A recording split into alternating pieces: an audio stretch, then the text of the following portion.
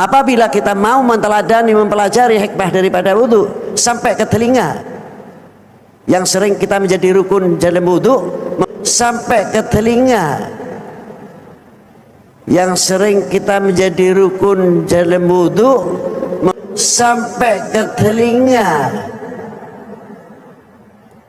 yang sering kita menjadi rukun dalam wudu, membasuh kedua telinga. Telinga itu pun akan mempunyai filter yang luar biasa, tidak mudah menerima hoax, menerima lain-lain yang berdampak akibat memecah belah umat atau memecah belah bangsa. Apa namanya, mengusap sebagian mengusap telinga itu hukumnya apa sih? Sunnah apa wajib itu? Sunnah, benar? Yakin? Yakin benar? Nah, iya ayah wali sedunia aja nage mengatakan bahwa mengusap telinga ketika wudhu itu hukumnya rukun jenage, wajib di wudhu. Astagfirullahaladzim. Hukumnya rukun jenage, wajib di wudhu. Astagfirullahaladzim. Wassalatu wassalamu ala Rasulillah Muhammad ibn Abdillah wa ala alihi wa sahbihi wa la haula wa la quwwata illa billahi rabbi shrah li sadri wa yassir li amri wahlul 'uqdatam min lisani yafqahu qawli, amma ba'du. Alhamdulillah, ini kita sampai pada pembahasan non pemerintah mubtilatul wudu atau nawaqidul wudu. Yang pertama apa itu? Satu, keluarnya suatu dari berjalan, kubur, dubur, kecuali mani. Dua, hilangnya kesadaran akibat tidur, kecuali duduk sampai tidur, ya, tutup, ya, bolanya. Tilu, pegangan kulit antara orang balik perempuan. Yang bukan mahram apa muhrim? Muhrim mahram. Muhrim dari mahram. Muhrim orang yang ihram haji ke umrah itu ya muhrim. Mahram orang yang haram dinikahi, perempuan ya. Mahram ada berapa kemarin? Kriterianya itu 3, hiji nasab, 2 nikah, pernikahan, perkawinan, 3 persusuan, ya rodha'ah namanya. Susu dari langit nih. Terus yang keempat, sekarang apa itu masuk qubulil adami au halaqati duburihi bi batnir raha au butunil asabi'i. Jadi yang keempat itu adalah memegang masuk qubulil adami, gepok kubule menungso. Ini dia menungso, dia adami ya. Pohon. Nah, kuliah disarwakeun eta. Sama ya. Nah, sarwa eta. Jadi memegang kemaluan manusia. Aw halaqati duburihi utawa bolongan dubure menungso. Jadi memegang kemaluan manusia atau lubang dubur manusia dengan apa? Bibatnir raha, epe-epe. Apa epe-epe itu? Telapak tangan. Telapak tangan ya. Pokok apa namanya yang nggak terlihat nih. Kalau dua telapak tangan itu digabungkan, disatukan, yang nggak kelihatan ini namanya batin. Berarti yang terlihat mau itu pinggir-pinggir tak? Itu namanya zahir. Yang kelihatan zahir itu dikatakan bagian luar gitu. Yang kelihatan nih, meskipun dari pinggir, itu namanya bagian luar. Nah terus yang nggak kelihatan itu namanya batin atau bagian dalam. Au butunil asabi, sama ini tadi. Jadi rohah itu ini yang ini. Batnur roha itu yang ini. Kalau butunil asabi itu yang ini bagian dalam dari jari. Dan terus dari mana ini dalilnya ini? Kok memegang alat kelamin itu membatalkan wudu? Ya karena ada sebuah hadis yang diriwayatkan oleh Imam Abu Dawud radhiyallahu taala anhu, man massa dzakarahu falyatawadda. Barang siapa yang memegang kemaluannya maka dia wudu. Wajib wudu. Falyatawadda, maka hendaknya dia wudu. Terus bagaimana dengan dubur? Ya kias. Dikiaskan. Kalau memegang kubul saja itu membatalkan wudu, maka untuk memegang dubur itu pun sama. Nah, terus bagaimana dengan perempuan? Sarwa baik kias. Itu, Bro. Karena memang dalam sumber sumber hukum Islam itu kan dua sebenarnya, cuma dua, teks ayat Al-Quran, hadis Nabi. Nah, adapun ijma, qiyas, ada amalus sahabah, amalan-amalan atau pendapat dari para sahabat, pendapat dari ahlul Madinah, kemudian ijma ahlul Madinah, kemudian istishab, istihsan, non beta, al-adah, tradisi ataupun yang lain, itu semuanya adalah pro kontra di antara para ulama. Dan kesemuanya itu bersumber kepada ayat Al-Quran atau hadis Nabi. Nah, jadi seandainya kalau ada statement bahwasannya dalil yang disepakati oleh para ulama 4, ya benar. Cuman dari qiyas dan ijma itu pun bersumber kepada Al-Quran atau hadis. Itu bro. Nah, sehingga di sini bagaimana dengan perempuan tadi? Gimana kalau perempuan itu untuk yang membatalkan wudunya itu bagaimana? Ya pokoknya bagian dalamnya saja sudah. Jadi dikiaskan dengan halaqati duburihi. Nah, itu dikiaskan ke situ. Yang padahal hadisnya itu hanya man massa dzakarahu falyatawadda. Tadi yang disebutkan cuma zakar doang. Man massa, barang siapa yang memegang dzakarahu, zakarnya, falyatawadda, maka hendaknya dia wudu. Kan yang disebutkan laki-laki. Lalu bagaimana dengan perempuan? Ya kias. Kalau laki-laki seperti itu, perempuan ya sama, nggak ada bedanya. Makanya ini sebenarnya menjadi pro kontra di antara para ulama. Karena dalam hadis yang lain itu salah satu sahabat Nabi Muhammad SAW itu bertanya kepada Rasulullah, ya Rasulullah, bagaimana ketika seseorang itu sudah berwudu kemudian dia memegang kemaluannya? Innama huwa bid'atun minka. Dakar itu, kemaluan laki-laki itu bagian dari musiknya, nggak masalah. Itu. Nggak batal menurut sebagian pandangan ulama ya. Makanya fikih kayak gitu bro. Ya baik itu ya pendapatnya. Imam Syafi'i mengatakan megang kemaluan itu batal. Imam-imam yang lain nyatakan bahwa nggak batal. Segitu baik biasa kan.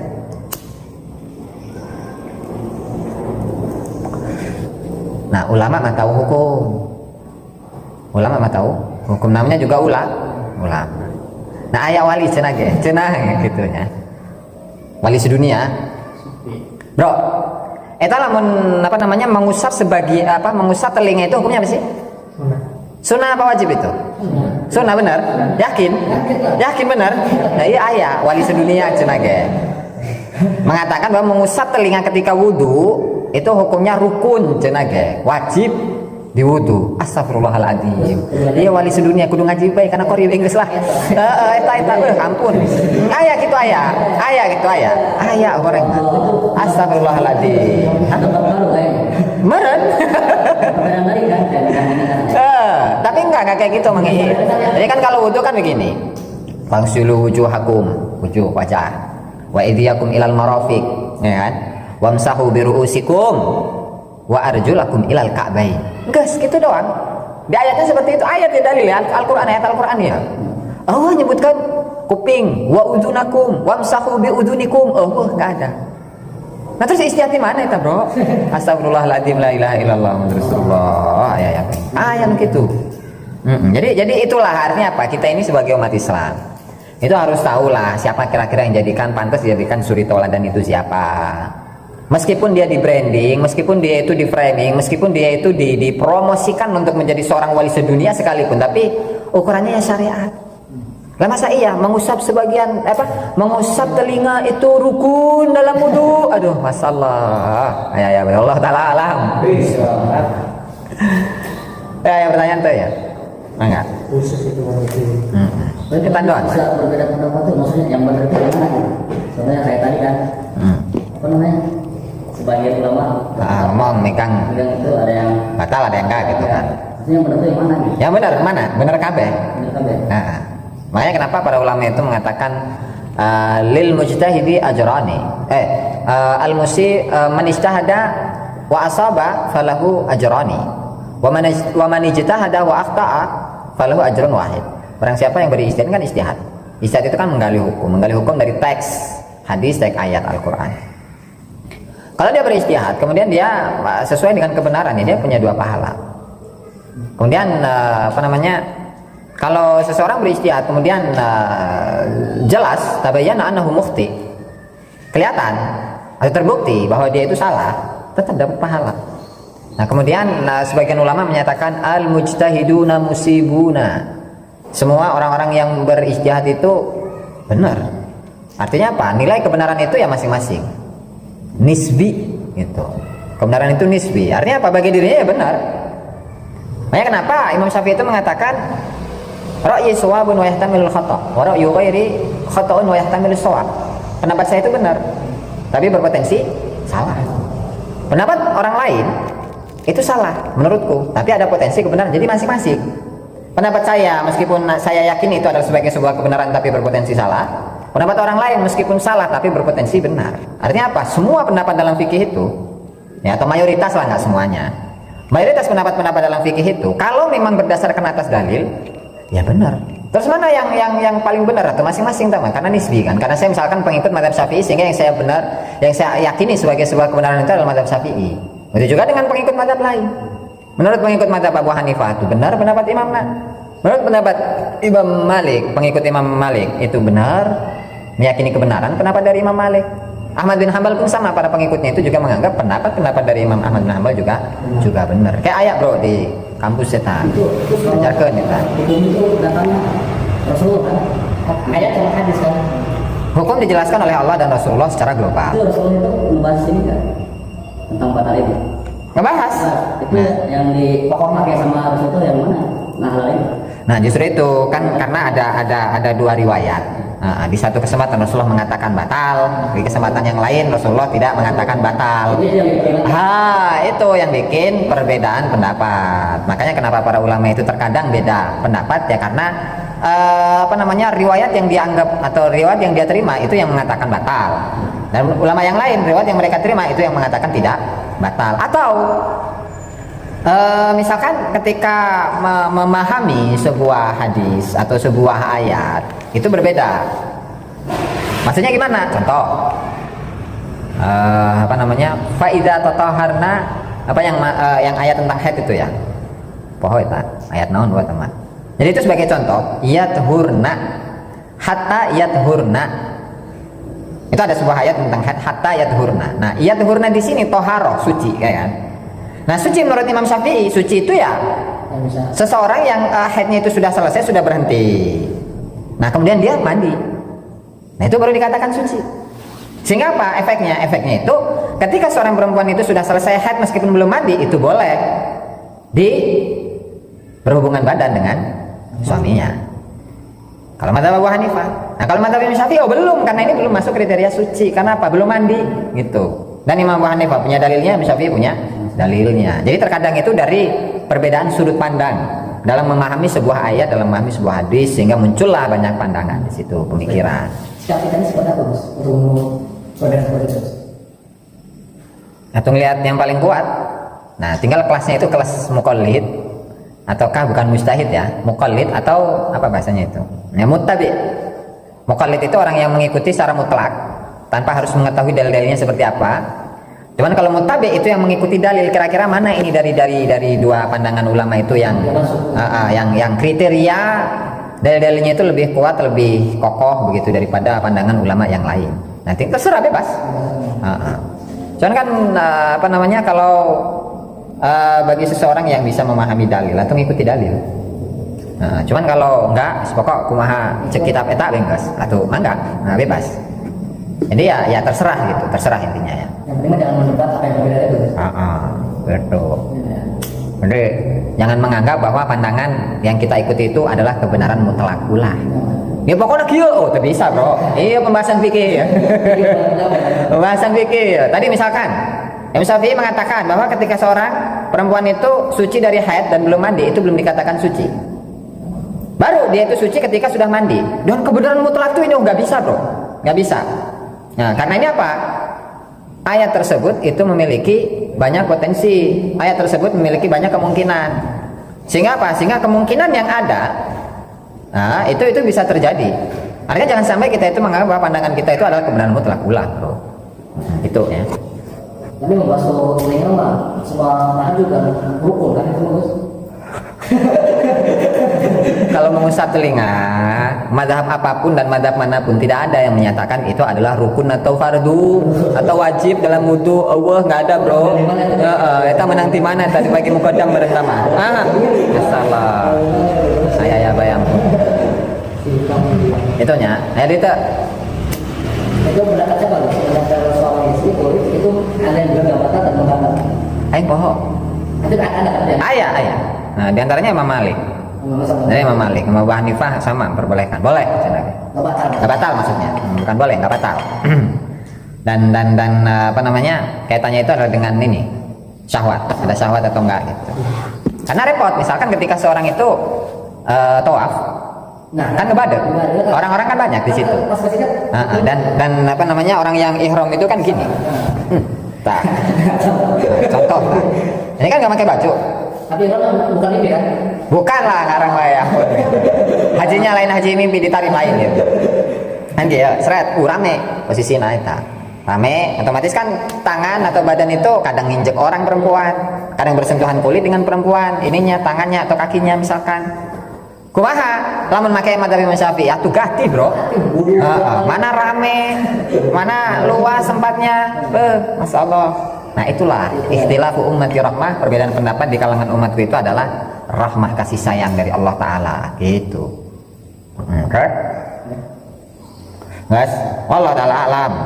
Assalamualaikum warahmatullahi wabarakatuh. Nomor selajengipun para syekh para sedulur, ini di sini ada pedangnya Sayyidina Ali. Pedangnya Sayyidina Ali. Ini menunjukkan bahwa perjuangan Wali Songo Indonesia Laskar Sabilillah itu adalah dipimpin oleh para ulama dan para kiai, yaitu adalah yang sudah nyata secara DNA dan sejarah para ulama Indonesia itu keturunan Sayyidina Ali min dzurriyyatir Rasul. Saudara, beberapa keturunan daripada Wali Songo sudah tes DNA. Termasuk alhamdulillah keluarga saya sudah tes DNA. Semuanya mengarah ke J1. Maka dari itu saudara-saudara sekalian, ini menunjukkan saudara-saudara sekalian, keturunan yang asli daripada dzurriyyatur Rasul itu adalah bukan dari marga Ba'alwi, dan ini sifatnya ilmiah. Tidak dengan kebukan, bukan karena kebencian, bukan karena hasud, bukan karena adawa permusuhan, tapi ini ilmiah, catatan dan hasil data ilmiah secara sejarah, secara manuskrip, bahwasanya dzurriyyatur Rasul yang asli di Indonesia adalah para ulama, para kiai yang ada di Indonesia. Dan keturunan Wali Songo itu dzurriyyatur Rasul, keturunan Sayyidina Ali. Jadi kalau keturunan Wali Songo itu Alawiyun Sayyidina Ali. Kalau Ba'alwi itu bukan Alawi, Alwiyun, karena keturunan Alwi bin Ubaidillah. Lamnya disukunkan. Awas beda Alwi dengan Alawi. Maka kalian menyebut Ba'alawi jangan Ba'alawi, tapi Ba'alwi. Ba'alwi bin Ubaidillah, yang sekarang sudah didapatkan hasilnya bahwa Alwi bin Ubaidillah itu tidak ada catatan di dalam sejarahnya, sehingga Ki Imaduddin Al-Bantani mengatakan bahwa Alwi bin Ubaidillah itu adalah bukan cucunya Said Ahmad Al-Muhajir, bukan cucunya bukan putra dan cucunya Said Ahmad Al-Abah An-Nafat, artinya bukan cucunya Rasulullah. Itu kita harus ketegasan ada. Kenapa? Sebab penghancuran bangsa ini juga diawali dengan pengklaman terhadap mereka-mereka yang mengaku cucunya Rasulullah, akhirnya merusak bangsa ini dan merusak mentalitas daripada generasi muda Indonesia. Ini Sayyidina Ali.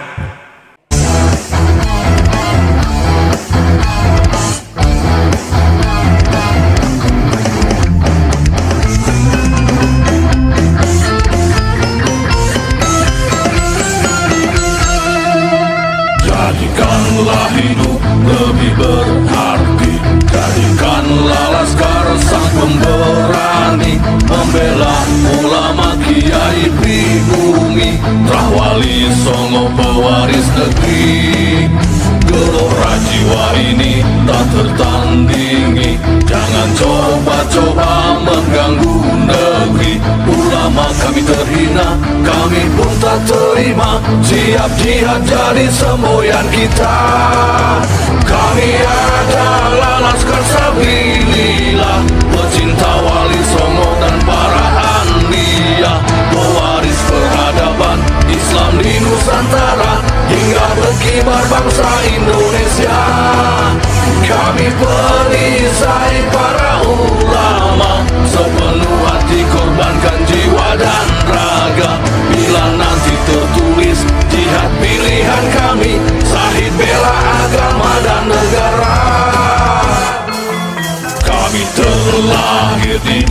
pertiwi, terpatri suci sejarah negeri. Korbankan darah nyawa leluhur kami, jangan kau coba rubah dan kau pecundangi.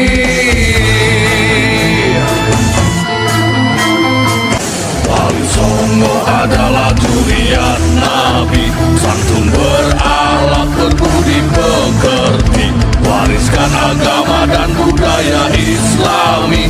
Jangan coba nodai kami, bela sampai mati. Kami adalah Laskar Sabilillah, tak akan gentar meskipun berkalang tanah. Demi bela agama, juga bela negara, ikhlas jihad dan sahih bersama ulama. Relakan kami pergi dan berjuang, jadi perisai trawali dan kebenaran. Meski harus berkorban nyawa satu ibadah, demi kebenaran menang dan ditegakkan. Kami adalah Laskar Sabilillah, pecinta Wali Songo dan para anbiya, pewaris peradaban Islam di Nusantara, hingga berkibar bangsa Indonesia. Kami perisai para ulama, sepenuh hati korbankan jiwa dan raga. Bila nanti tertulis jihad pilihan kami, sahih bela agama dan negara.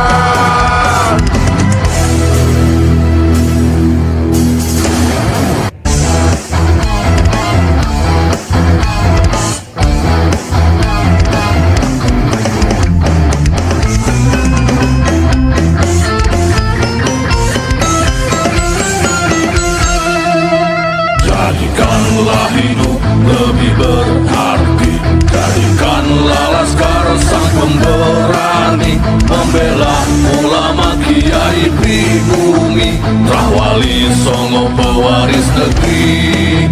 Gelora jiwa ini tak tertandingi, jangan coba-coba mengganggu negeri. Ulama kami terhina, kami pun tak terima, siap jihad jadi semboyan kita.